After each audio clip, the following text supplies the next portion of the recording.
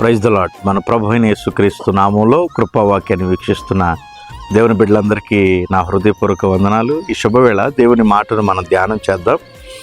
అదేంటంటే, చాలామంది ఇది దేవుని చిత్తం, ఇది దేవుని చిత్తం కాదు, ఇది దేవుని ఉద్దేశం అని చాలామంది చెప్తూ ఉంటారు. కొంతమంది అంట్లా ఉంటారు, కలిసి వస్తే దేవుని చిత్తం అండి, కలిసి రాకపోతే దేవుని చిత్తము లేదు అని మనం వింటూ ఉంటాం. క్రైస్తవులుగా చాలామంది నోట వచ్చే మాట ఇది. అయితే అసలు దేవుని చిత్తం ఏంటి అంటే, అపోస్తలుడైన పౌలు కొరింథీ సంఘానికి రాసిన 2వ పత్రిక 7వ అధ్యాయం 9వ వచనంలో చూస్తే, మారు మనస్సునకు కలిగించు దుఃఖము దేవుని చిత్తము అని పౌలు అక్కడ సంబోధిస్తూ ఉంటాడు. మనకి మారు మనస్సు కలిగించేటువంటి ఆ దుఃఖం ఉంటుంది కదా, అది దేవుని చిత్తం అంట.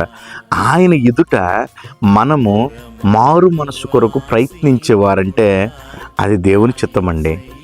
మనం ఏదేదో చేయాలి, ఏదేదో స్వతంత్రించుకోవాలి, ఇది కాదు.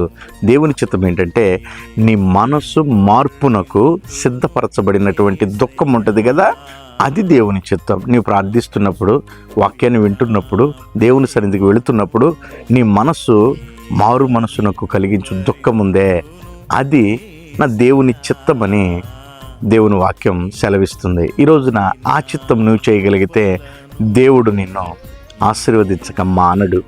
అసలు దేవుని చిత్తం ఏంటంటే, రెండవదిగా తెస్సలోనిక మొదటి పత్రిక 5వ అధ్యాయం 18వ వచనంలో చూస్తే, ప్రతి విషయమునందు కృతజ్ఞత కలిగి ఉండుట దేవుని చిత్తం. ఈ రోజున కృతజ్ఞత లేని వ్యక్తులు ఎందరో మన కళ్ళ ఎదుట కనబడతారు. వారి వలన మనం లబ్ధి పొందుతాము, వారి వలన మనం ఆనందాన్ని పొందుతాం, కానీ వారికి శత్రువులుగా మార్చబడతాం.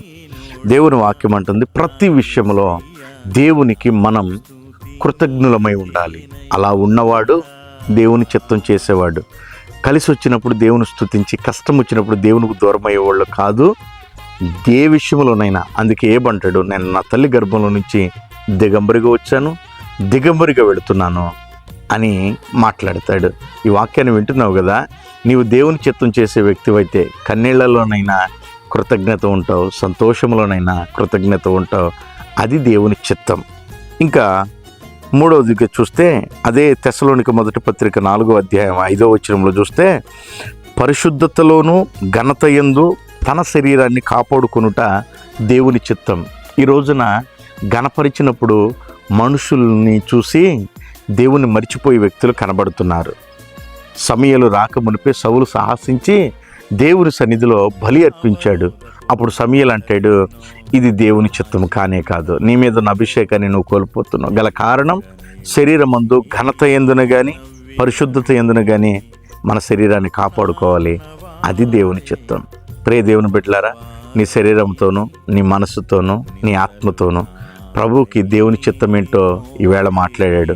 మారు మనసు కలిగినది దేవుని చిత్తం. ప్రతి విషయంలో కృతజ్ఞత కలిగి ఉండుట దేవుని చిత్తం. అలాగునే పరిశుద్ధతలోనూ ఘనత యందును నీ శరీరాన్ని కాపాడుకోవటం దేవుని చిత్తం. దేవుని చిత్తం చేద్దాం. మన కుటుంబాలను ఆయన చేతికి అప్పగిద్దాం. దేవుడు దీవించును గాక. చిన్న ప్రార్థన. దయగల తండ్రి, నీకు స్తోత్రం. బిడ్డల వాక్యాన్ని విన్నారు, వారిని దీవించండి. నీ చిత్తం చేసే బిడ్డలుగా మార్చమని యేసు నామమున అడుగుచున్నాను తండ్రి. ఆమేన్. God bless you. ఈ ఛానల్ సబ్స్క్రైబ్ చేయండి, అనేకులకు షేర్ చేయండి. ప్రభు కృప మీకు తోడై ఉండును గాక. ఆమేన్.